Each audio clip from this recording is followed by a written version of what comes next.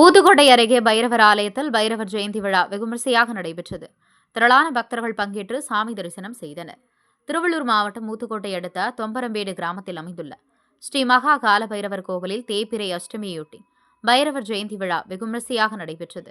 அஷ்ட பைரவர்களுக்கும் விநாயகர், வள்ளி, தேவசேனா சமேத சுப்பிரமணிய சுவாமி பால், தயிர், பன்னீர், சந்தனம், இளநீர் உள்ளிட்ட பல்வேறு வாசனை திரவியங்கள் மூலம் சிறப்பு அபிஷேகங்கள், பூஜைகள் செய்து வெள்ளி கவசம் அணிவித்து மலர்களால் அலங்கரிக்கப்பட்டு மகா தீபாரதனை நடைபெற்றது. மேலும் மலர்களால் அலங்கரிக்கப்பட்ட பைரவரை கோவிலை சுற்றி மக்கள் ஊர்வலமாக தூக்கி வந்து வழிபட்டனர். இந்த பூஜையில் தமிழகம் மட்டுமின்றி ஆந்திரா மாநிலத்தின் பல்வேறு பகுதியிலிருந்து ஏராளமான பக்தர்கள் கலந்து கொண்டு பைரவரை வணங்கி வேண்டுதல்களான பரிகார பூஜைகள் செய்து வந்தனர். இதில் விசேஷமாக திருமணம் ஆகாதவர்கள் பைரவருக்கு பூசணிக்காயில் விளக்கேற்றி வழிபட்டார்.